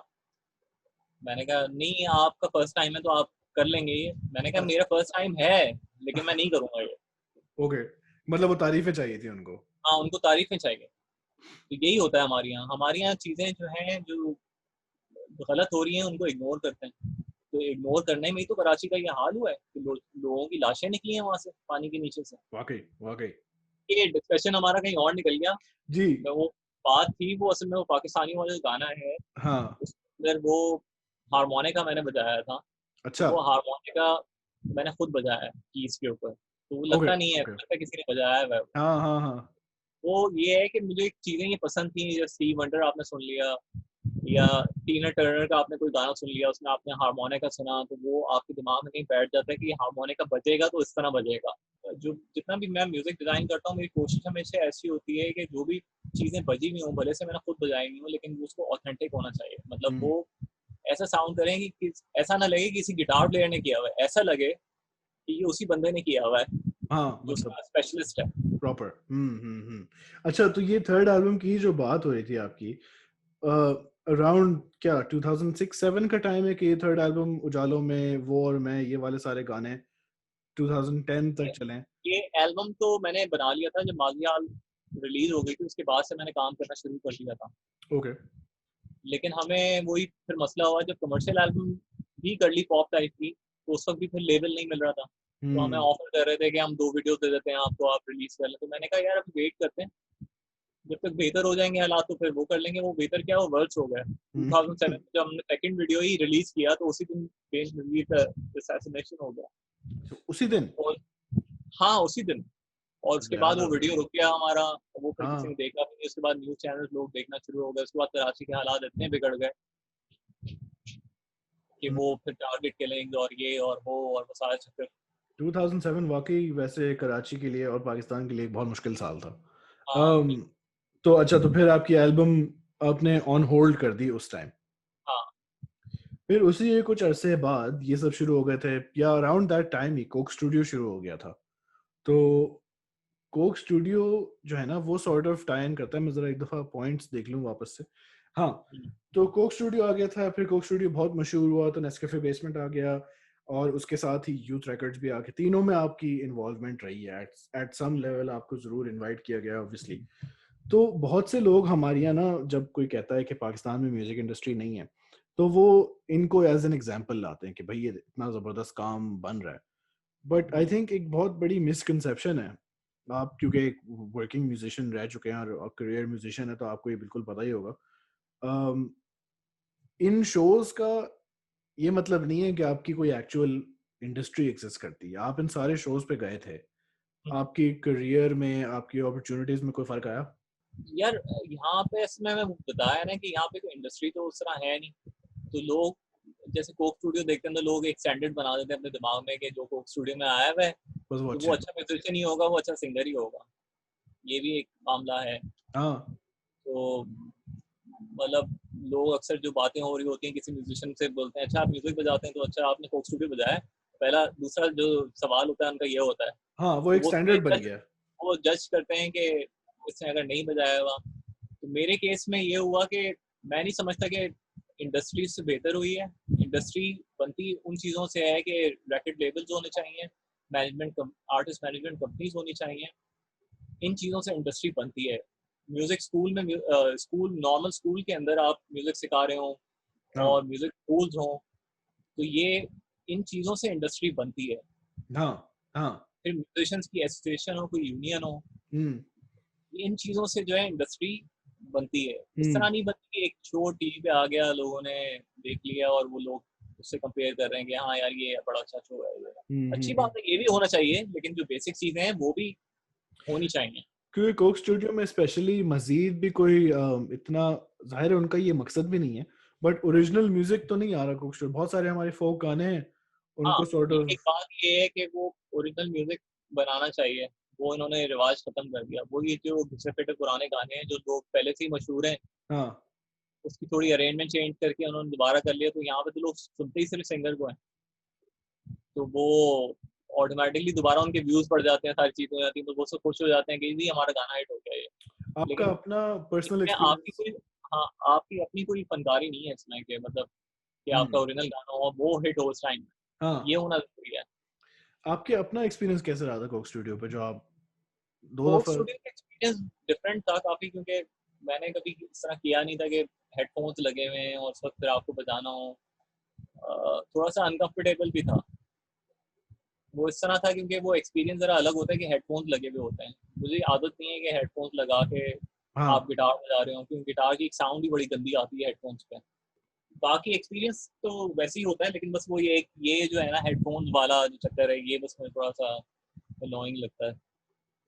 बट वैसे जो फाइनल प्रोडक्ट था उजालों में स्पेशली, उससे आप वैसे as an artist, as someone who made the song, आप ओवरऑल खुश थे फॉर द हाँ, पर्पस? उस गाने में इतना कुछ चेंज था नहीं, जिस तरह ओरिजिनल अरेंजमेंट थी वो तकरीबन उसी तरह की हाँ, अरेंजमेंट थी। आई थिंक कुछ थोड़े से लिरिक्स ऐड हो गए थे, थोड़े हाँ, से थोड़े एक्सेंट से आ गए थे। लिरिक्स ऐड हो गए थे, कोई वही नया एक सेक्शन बना दिया था उसमें, फिर आउटरो जो था वो बना दिया था, जी जी जी जी फिर जी। मैंने एक सोलो भी चेंज कर दिया था। तो हाँ, यही चीजें थी जो उसमें थी, लेकिन वैसे तो मेजरली कोई चेंज नहीं किया था उसमें। राइट। अच्छा, और फिर ये जो आप पहले बात कर रहे थे कि वीडियोस आपको खुद बनानी पड़ रही है, कुछ डायरेक्टर्स को एक्सपीरियंस नहीं है और प्रोडक्शन में एक्सपीरियंस नहीं है। अब जो है नेस्कैफे बेसमेंट में, जैसे हमने देखा था, अब बहुत सारे टैलेंटेड बच्चे भी थे नेस्कैफे बेसमेंट, गिटार्स में, ड्रम्स में, सब में। इनमें आपने कोई इम्प्रूवमेंट देखी है? मतलब आने वाले दिनों में बेशक हमारे पास इंडस्ट्री तो फिर भी नहीं है, हाँ, बट मेटल म्यूजिक की जरा आपने क्वालिटी इंप्रूव होती हुई देखी है? रॉक म्यूजिक, मेटल म्यूजिक की नहीं नहीं, घरों में ही अच्छा, जो लोग कर रहे हैं। जो नए आ रहे हैं वो अच्छा कर रहे हैं। और मतलब जो पाकिस्तान जिस तरह जो हालात हैं और उसमें काफ़ी बेहतर कर रहे हैं, म्यूज़िक अच्छा बना रहे हैं।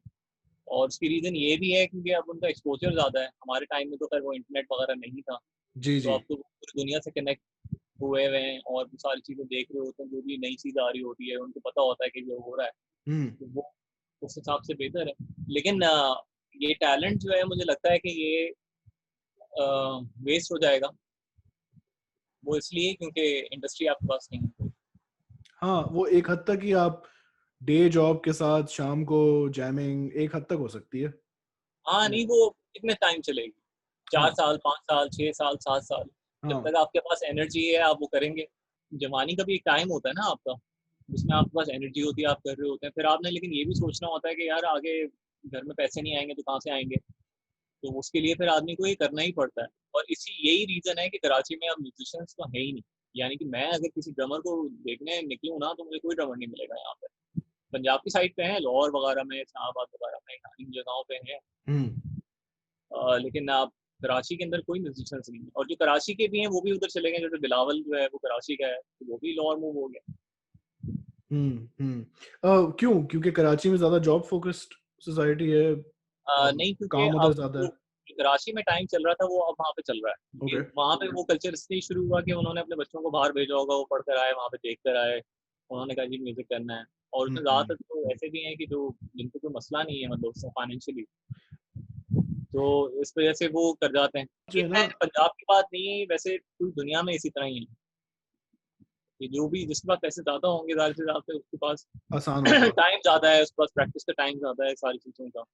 हाँ, ये वाली बात जो आप म्यूजिक स्कूल्स वगैरह की कर रहे थे, हमारे यहाँ भी मुझे पता है कुछ स्कूलों में म्यूजिक क्लास वगैरह होती है, लेकिन वो वही है, मतलब एलीट टाइप के स्कूल्स हैं। नहीं, वो अच्छा, वो तो बहुत महंगे वाले जो स्कूल हैं हाँ, उसमें। उनमें हो रही है, हाँ, लेकिन लेकिन वो तो नॉर्मल एक जो बहुत स्कूल छोटा हैं, सा जो परसेंटेज है। गिटार जो म्यूजिक टीचर होते हैं, वो क्वालिफाइड ही नहीं होते उस काम के लिए। उनको कहते हैं भाई दलदल पाकिस्तान सिखा दो और सोनी सोनी धरती सिखा दो, ता- तो बच्चा वो हमारा म्यूजिशियन बन जाएगा। तुझे देखा तो ये जाना सनम हाँ, गिरा। हाँ, हाँ। तो ये अब मैं ये इस जरा हमने काफी डिटेल में डिस्कस कर लिया कि हमारी इंडस्ट्री क्यों नहीं है, और आपका करियर के बारे में भी एक थोड़ा डिस्कशन हुआ है। तो अब मैं ज़रा एक होपफुल उसकी तरफ जाना चाह रहा हूँ, जो कि हो सकता है नाकाम हो, लेकिन कंसिडरिंग कि अब इतनी ज़्यादा सहूलियात हैं, इंटरनेट और इस तरह की कनेक्शंस हैं, यूट्यूब पे लोग अपनी वीडियोस लगा सकते हैं, गाने ऑनलाइन पब्लिश हो सकते हैं। मुझे पता है आपने कुछ इंटरव्यूज में बताया था कि आप प्रेफर नहीं करते ऑनलाइन म्यूज़िक खरीदना, वाइनल होना चाहिए, मतलब फिजिकल कोई चीज़ होनी चाहिए। बिल्कुल मैं एग्री करता हूँ उस बात से, लेकिन अब ये सारी सहूलियात हैं बच्चों के पास। तो आपकी नज़र में despite not having an industry, कोई बेहतरी की उम्मीद है कि मतलब लोग म्यूजिक शेयर कर करके ज़्यादा इस आर्ट की तरफ, मतलब पाकिस्तान में कुछ ग्रोथ की उम्मीद है, या कोई बहुत बड़े स्ट्रक्चरल चेंज की ज़रूरत है? नहीं, अब तो मेरे ख्याल में हर आर्टिस्ट को इतनी फ्रीडम है कि अपना म्यूजिक हर किसी को एक अपना चैनल दे दिया है, तो उसको अगर आप पॉजिटिव तरीके से यूज करेंगे तो अच्छा है। हम्म। लेकिन अभी हो ये रहा है कि जो मेजोरिटी कंटेंट है ना वो बहुत बुरा है। लोगों का एक लोगों का जो है ना एक अलग किस्म का एक टेस्ट डेवलप हो गया है, जी। जो बिल्कुल वो चाहते हैं कि कोई डिफरेंट चीज, वो कुछ भी हो सकता है, तो उसमें बेचारा म्यूजिक भी एक आ गया है। ओके। ओके। तो मैं ये मेरा मैसेज भी वैसे जो यंगस्टर्स हैं उनको यही है कि जो कंटेंट वो निकालें वही निकालें जो वो करना चाहते हैं। मतलब उसमें रेस ना लगाना शुरू कर दें कि जी फलाने ने ये कर लिया था तो मैं भी अपने चैनल पे ये कर दूं। हाँ, ये मतलब बहुत होता है। हाँ, और हमें इतनी फ्रीडम ये हो गई है कि हम सारे लेबल्स के छुटकारे से छुटकारा पा लिया है हमने, कि मतलब अपना म्यूजिक हम जब चाहें रिलीज कर सकते हैं, हम लाइव जा सकते हैं जब जाना चाहें। तो बिल्कुल ये बिल्कुल। एक इसकी पॉजिटिव साइड है। जी। तो कंटेंट वही निकालें जो उनका अपना है, जो दिल से किया हुआ काम है। लेकिन मेजोरिटी अभी जो लोग कर रहे हैं वो ये है कि अगर कोई बाथरूम सिंगर भी है तो वो भी जो है मंजर आम पर आ गया। वो इसलिए आ गया क्योंकि उसको भी फ्रीडम मिल गई है इस चीज़ की। वो हाँ। कहता है कि मैं भी सिंगर हूँ, मैं भी गाऊंगा। और वो गाता है तो उस पर लोग हंसते हैं, उस पर कमेंट करते हैं और उसके लाइक ज़्यादा बढ़ जाते हैं और उसकी जो व्यूज़ हैं वो ज़्यादा बढ़ जाते हैं। हाँ हाँ, लोगों ये का तो फिर है। ये टेस्ट डेवलप हो गया कि एक अब ये हो गया कि एक आर्टिस्ट से भी शायद वो यही एक्सपेक्ट करते हैं कि वो कोई ऐसी डिफरेंट चीज़ कर दे कि जिससे लाइक्स बढ़ जाएं और आपके व्यूज बढ़ जाएं और सारी चीज सब्सक्राइबर बढ़ जाएं आपके, तो ये उस आदमी के साथ नाइंसाफी है जो कि आर्टिस्ट टाइप का आदमी है, और जो आर्टिस्ट टाइप के यंगस्टर्स भी हमारे जो आ रहे हैं जो भी हैं उनके लिए नुकसानदेह बात है। ये मैंने एक और वजह पूछने की ये भी थी कि कुछ अर्से पहले बहुत हंगामा हुआ था आपके फाइवर की रजिस्ट्रेशन के ऊपर और इसके ऊपर वगैरह वगैरह। वो वाली सारी बातें होती है ना, जो लोग फौरन इज्जत खतरे में आती है लोगों की, लेकिन जबकि खुद कुछ नहीं करना किसी ने कंट्रीब्यूशन। तो ये भी मतलब मैं सोच रहा था कि आप लेसन्स भी दे रहे हैं, आपकी वेबसाइट पे है ये सारी बातें, तो आई गेस एक तरीके से चाहेंगे तो हम सब ये कि प्रॉपर म्यूजिक वीडियोस बने, कॉन्सर्ट्स हों, एल्बम्स बिकें। एल्बम आपकी वेबसाइट पे तो है, लेकिन टेक्नोलॉजी के साथ साथ कुछ कुछ और अपॉर्चुनिटीज भी आ गई हैं स्टेबल करियर की, जिसके साथ फिर अपना म्यूजिक परस्यू किया जा सके। तो आपकी अभी इस एल्बम के साथ फिर आपके वीडियोस वगैरह के क्या प्लान्स हैं? अभी मैं देखा भी आपकी वीडियो का टीजर आया था अगले म्यूजिक कल वीडियो कल का। कल रिलीज होने वाला है 10 बजे। राइट। तो काफी सारे गाने हैं इस एल्बम पे, तो कितनी आपको वीडियोस वगैरह का क्या प्लान है, फिर इसके कॉन्सर्ट्स वगैरह कुछ प्लान है? ये जो एल्बम है ना, अब इसका ये लास्ट वीडियो होगा। अच्छा। क्योंकि इसमें ये शुरू हुआ था, उजालों में आया था, वो तो बहुत पुरानी बात होती है। राइट। उसके बाद फिर तू करीब है किया था वीडियो, फिर मैंने किया था पिया भी था एक वीडियो, क्लोजर टू लाइफ था इंस्ट्रूमेंटल, वो रिलीज किया था इस एल्बम का। तो ये अभी काफी वीडियोस हो गए हैं। अभी मेरे ख्याल में लास्ट वीडियो मैं करूंगा, इसके बाद मैं वीडियोस नहीं करूंगा, क्योंकि आप 15 गाने मैंने रिलीज किए हैं, तो 15 गानों को तो वीडियोस नहीं हो सकते। ओके। इसी तरह फिर मैं आगे भी अगर उर्दू एल्बम रिलीज करता हूँ, अब मेरा फोकस वैसे यही है कि मैं ज़्यादातर इंग्लिश ही एल्बम करूँ, क्योंकि यहाँ पे तो लोग जो है इतना म्यूजिक सुनते नहीं है और लोग खरीदते भी ज़्यादा नहीं है। तो आर्टिस्ट जो है वो कहाँ से सर्वाइव करेगा? तो अब बेसिकली मुझे नई मार्केट देखनी पड़ेगी। हाँ, ये बिल्कुल और मैं भी यही पूछने रहा था कि नेक्स्ट आपके फिर अगली एल्बम, अगले स्टेप्स क्या हैं इस एल्बम के बाद? अभी जो है ना, मैं काफी इंटरव्यूज में बता चुका हूँ, मेरे पास अभी कुछ 6-7 एल्बम्स पड़ी हुई हैं डिफरेंट स्टाइल में। ओके। और वो क्योंकि मैं अकेला हूँ, मैं सारा काम खुद ही कर रहा होता हूँ, तो मुझे टाइम लगता है सारी चीज़ें कंप्लीट करने में। लेकिन अब जो नेक्स्ट ईयर सर्दियों में ही मैं सोच रहा हूँ कि एक और एल्बम, इंग्लिश एल्बम जो है, प्रोग्रेसिव मेटल एल्बम मैंने की हुई है, जिसका एक ट्रैक है वन ऑफ देम, ये उस एल्बम का ट्रैक है। तो वो एल्बम मैं रिलीज करूँगा। ओके। एक बात जो मैं पूछना चाह रहा था वो ये थी कि अब आपने इतने सालों से आप म्यूजिक कर रहे हैं, तकरीबन 10 20 30 समझें क्लोज टू 30 years का वो है पीरियड। इस अपने अंदर आपने क्या चेंजेस नोट किए with regards to the Faraz Anwar जिसने शुरू किया था, विद रिगार्ड्स टू 2000 वाला Faraz Anwar, not in terms of playing but like आपका परसेप्शन, आपकी अप्रोच टू एल्बम्स वगैरह? मुझे पता नहीं मैं सवाल क्यों पूछ रहा हूँ, लेकिन मुझे एक आया था ख्याल। यार बात ये है कि जिस तरह मैं सोचता था ना 6th क्लास में भी, उस वक्त लोग वैसा नहीं सोचते थे, तो उनको समझाना बहुत मुश्किल होता था। लेकिन उस जमाने मैं बहुत छोटा होता था, तो मैं समझता था शायद लोग मेरी तरह ही सोचते हैं, लेकिन उस तरह नहीं था। मतलब तो एज एन एग्जांपल? वो एग्जाम्पल मैं बता चुका तो था कि जब मैंने वीडियो देखा था इंग्लैंड मार्क्सिंग को, तो मैंने अपने टीचर को बताया कि ये राइट से गुजर गई बात। तो हाँ। तो वो इस तरह फिर बहुत सारे कैरेक्टर्स हैं जो जिंदगी में आए चले गए, वो नहीं उस तरह समझ में आ रही होती बात। चेंजेस, हाँ चेंजेस बहुत सारे पर्सनालिटी के अंदर आए हैं, और जिस तरह आपकी एज बढ़ रही होती है तो चीज़ें आप जो है आपके अंदर चेंजेस आ रही होती हैं। बहुत सारी चीज़ें ऐसी होती हैं, जिस तरह आप स्मेल कर रहे होते हैं या आपके टेस्ट जिस तरह आ रहा होता है, ये सारी चीज़ें चेंज हो जाती हैं। और लाइफ में कुछ ऐसी इंसिडेंट होते हैं जिनकी वजह से आपकी लाइफ चेंज हो जाती है, जैसे कि आपके पेरेंट्स हो गए उस टाइम में, और ये सारी चीज़ें होती हैं। तो ये सारी बात चेंजेस तो पूरी लाइफ का प्रोसेस ही है कि आप हर 10 साल में यानी चेंजेस देखेंगे। अब तो खैर चेंजेस 10 साल के भी नहीं है, बहुत जल्दी जल्दी आपको नजर आ रहा होता है कि ये चीज़ें हो रही हैं।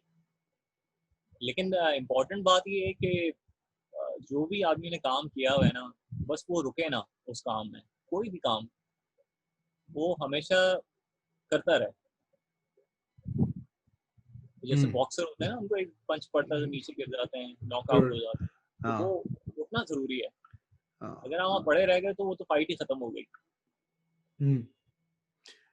आई गेस ये भी जरूरी है कि हर किसी को कोई ऐसा पर्पस मिले जिसके लिए वो हाँ इतना पैशनेट हाँ हो। बिल्कुल। वो लोगों का यहाँ पे एक ये भी प्रॉब्लम है कि पूरी जिंदगी निकल जाती है, उनको ये समझ में नहीं आता कि उन्होंने करना क्या था जिंदगी में। एग्जैक्टली हाँ और हमारे पाकिस्तान में तो बहुत है ये, हाँ यंगस्टर हमारे यहाँ बहुत है, यूथ ज्यादा है हमारे यहाँ, उसकी परसेंटेज ज्यादा है, तो वो बेचारे उनको पता ही नहीं होता, उनकी कोई काउंसलिंग ही नहीं होती कि उन्होंने करना क्या है। अगर नेचुरली उसको कुछ समझ में आ गया तो वो खुद ही कर लेगा। हाँ हाँ बिल्कुल। जैसे क्रिकेट में आपने वसीम अकरम को निकाल दिया, शोएब अख्तर को निकाल दिया, मतलब इस तरह के लोग आ गए, नेचुरली आ गए तो आ गए। आई थिंक मैंने आपका प्लान से ज्यादा टाइम ले लिया, 1 घंटे की आपकी बात होती है, but thank you very much, आपने टाइम दिया मुझे। I think it's been a good conversation. बहुत सारे आपके इंटरव्यूज और भी थे, और आपके interview I am very happy to see कि आप ज़्यादा एक्टिव हो रहे हैं यूट्यूब वगैरह पे, क्योंकि हमारे विजिबिलिटी जो है वो इसी पे है कि यूट्यूब में और इंटरनेट में बहुत पोटेंशियल है फॉर पीपल, स्पेशली म्यूजिशियंस वगैरह, जो कि पाकिस्तान में तो शायद बाहर हमें शायद होते हुए नज़र नहीं आ रहा है आम पाकिस्तानी ज़िंदगी में और दुनिया में। तो आई एम ग्लैड कि आपने ये स्टेप लिया, एंड यू नो ऑब्वियसली हमने सुना तो था ही कि आपने सारे काम ये खुद किए हुए हैं और सब कुछ किया हुआ है, बट अ ग्रेट प्लेजर कि आपसे खुद ये पूरी स्टोरी सुन सके। Thank you very much Faraz Anwar साहब। आपकी वेबसाइट मैं बताता चलूँ कि frazanwar.com, आपकी एल्बम भी उधर है। कल वीडियो, अच्छी हमारी एपिसोड तो मंडे को रिलीज होगी, तो वीडियो आ चुकी है, जब तक ये इंटरव्यू आएगा आपकी वीडियो रिलीज हो चुकी है। सही अच्छा ठीक है सर, बहुत शुक्रिया आपका। आपकी कोई बात, कोई प्रोजेक्ट जिसका मैं जिक्र कर सकूं जो आप बताना चाहेंगे? प्रोजेक्ट बस अब तो सब कुछ बता ही दिया है मैंने कि जो आने वाली एल्बम है उसके बारे में भी बात हो गई है। हाँ इनकी album is on his website, I got it, you should get it. और क्लासेस आप अभी स्टूडेंट्स ले रहे हैं या अभी आपका स्केड्यूल फुल है? क्लासेस में ले रहा हूँ, अभी हैं कुछ टाइम स्लॉट्स बाकी, वो मैंने पोस्ट भी किया हुआ था अभी। जी जी जी। तो वो लेकिन है अभी काफ़ी बिजी रहता हूँ मैं 3 दिन जो है ना, फ्राइडे सैटरडे संडे। राइट लेकिन best place to get in touch is frazanwar.com। Faraz साहब बहुत शुक्रिया आपके टाइम का। हो सका तो आपसे फिर कभी मुलाकात होगी, कभी बात होगी।